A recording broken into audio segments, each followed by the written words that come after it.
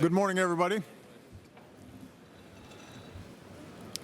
It is my privilege to welcome you to Washington and to formally convene our fourth Nuclear Security Summit.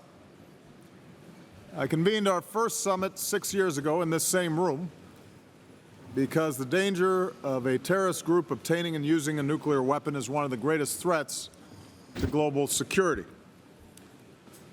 Our nation's committed ourselves to action, concrete, tangible steps to secure the world's vulnerable nuclear materials. And we continued our work at our summits in Seoul and The Hague. And I want to again thank our friends from the Republic of Korea and the Netherlands for their leadership on this critical issue. Back at our first summit, I quoted Albert Einstein. At the dawn of the nuclear age, he said, "The unleashed power of the atom has changed everything." And he added, "A new type of thinking is essential if mankind is to survive." Over the past 6 years, when it comes to nuclear security, we've embraced a new type of thinking and a new type of action. This is a perfect example of a 21st century security challenge that no one nation can solve alone. It requires coalitions and sustained coordination across borders and institutions, and the good news is we've made significant progress. We've made nuclear security a priority at the highest levels, and I want to thank all my fellow leaders from more than 50 nations and key international organizations for your commitment to this work and being here today. Some of you were here for our very first summit. Many of you have taken office and joined this work. But it's a reminder that the task of protecting our citizens transcends political ideologies, parties, and administrations. To date, our nations have made some 260 specific commitments to improve nuclear security. And so far, 3/4 of these steps have been implemented. More than a dozen nations have removed all their highly enriched uranium and plutonium. Countries have removed or disposed of several tons of this deadly material. Nations have improved their nuclear security, including stronger regulations and more physical security of nuclear facilities, and more nations are cooperating to prevent nuclear smuggling. Leading up to this summit, nations have fulfilled additional commitments. Argentina, Switzerland, Uzbekistan all successfully eliminated all their highly enriched uranium from their countries. China recently opened its new Center for Promoting Nuclear Security and Training, and I'm pleased that the United States and China are cooperating on nuclear security. And Japan is working to complete the removal of more than 1/2 ton of highly enriched uranium and plutonium, which is the largest project in history to remove nuclear material from a country. I'm also pleased to announce that in recent days, after many years of work, 102 nations have now ratified a key treaty, the Convention on the Physical Protection of Nuclear Material. As a result, we expect that the treaty will enter into force in the coming weeks, giving us more tools that we need to work together in the event of theft of nuclear material or an attack on a nuclear facility. Several of the nations here made the extra effort in recent weeks to complete this process in time for this summit, and I want to thank you very much for helping us get over the line. Once again, I'm making it clear that the United States will continue to do our part.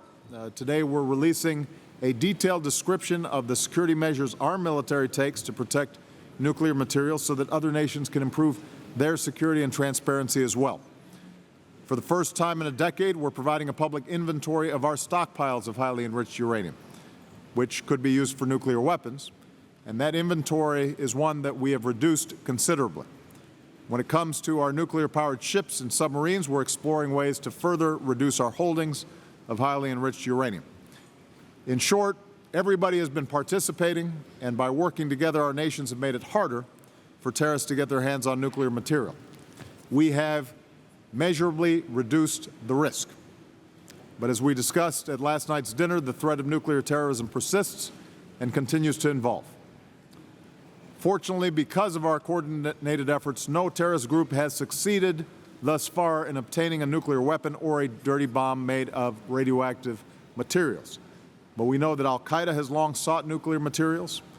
Individuals involved in the attacks in Paris and Brussels videotaped a senior manager who works at a Belgian nuclear facility. ISIL has already used chemical weapons, including mustard gas, in Syria and Iraq. There is no doubt that if these madmen ever got their hands on a nuclear bomb or nuclear material, they most certainly would use it to kill as many innocent people as possible. And that's why our work here remains so critical. The single most effective defense against nuclear terrorism is fully securing this material so it doesn't fall into the wrong hands in the first place. This is difficult. At hundreds of military and civilian facilities around the world, there's still roughly 2,000 tons of nuclear materials, and not all of this is properly secured. And just the smallest amount of plutonium, about the size of an apple, could kill and injure hundreds of thousands of innocent people. It would be a humanitarian, political, economic, and environmental catastrophe with global ramifications for decades. It would change our world. So we cannot be complacent.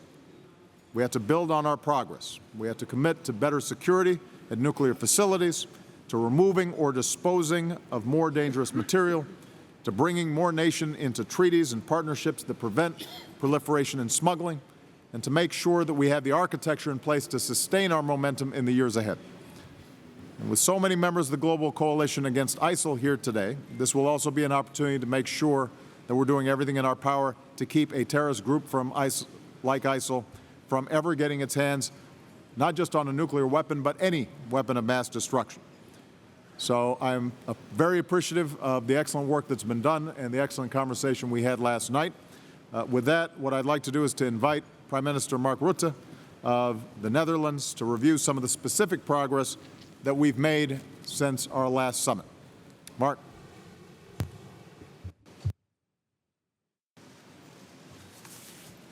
Mr. President, dear Barak, esteemed colleagues and ladies and gentlemen, Barak, your initiative in 2010 to convene the first nuclear summit has bolstered our defenses against the nightmare of a nuclear attack. The vicious terrorist acts in Brussels last week only underscore the importance of the NSS process. And it's fitting that we are completing this cycle of 4 summits under your leadership. In 2014, it was my privilege to welcome the NSS to The Hague. And it's encouraging that we have continued to make progress since then. First, the amount of nuclear material in circulation continues to decline.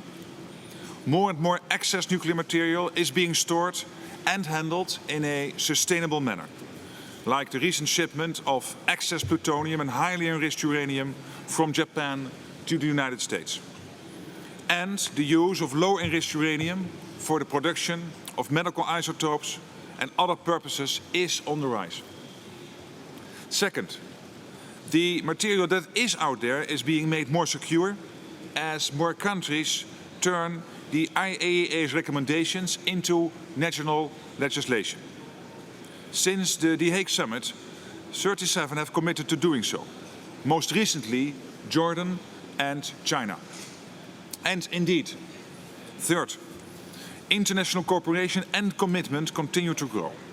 And the imminent entry into force of the amended convention on the physical protection of nuclear material is a great achievement. And this important milestone reinforces our efforts at this summit today.